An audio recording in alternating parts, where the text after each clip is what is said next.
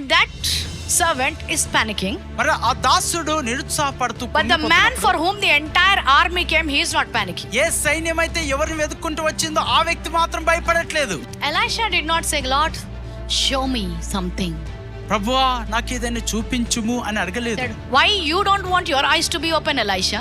Why you want your assistant eyes to be open? Elisha నీ కళ్ళు తెరవడం ఎందుకు నీకు అవసరం లేదు, నీ దాసుని కళ్ళు ఎందుకు తెరవాలంటున్నావు? The assistant needs revelation.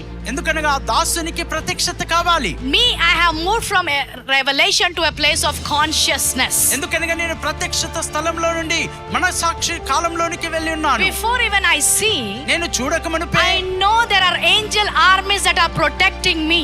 మరి నేను చూడకమునుపే ఆ దూత సైన్య సమూహము నన్ను కాపాడుతూ ఉన్నదని నేను ఎరుగుదును. ఆ రోజు ఎలీషాకి అవసరం లేదు రథాలు చూడడం, ఎందుకంటే నేను ఎక్కడికి వెళ్ళినా కూడా ఆయన నా పక్షాన యుద్ధము చేసే దేవుడు ఉన్నాడని నేను తెలుసుకొని ఉన్నాను. ఆమేన్. ప్రతిసారి చారియట్స్ నాకు కనబడాల్సిన అవసరము లేదు.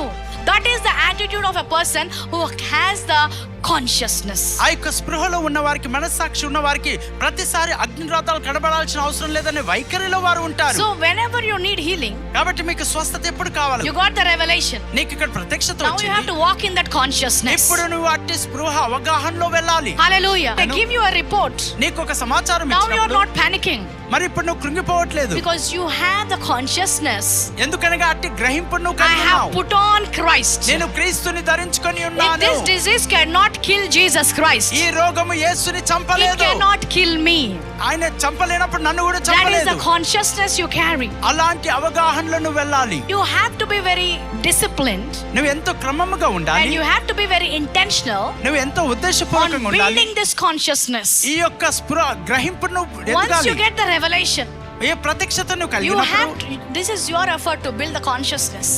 ఈ యొక్క అవగాహనలో నువ్వు ఎదగాలంటే ఇది నీ ప్రయాసమై The ఉండాలి. assistant did not have the consciousness that he is protected by God wherever he goes. ఆ దాసుడు ఎక్కడికి వెళ్ళినా దేవుని చేత కాపాడబడుతున్నాడు అనే గ్రహింపు ఆ వ్యక్తికి లేదు. That's the reason he was panicking.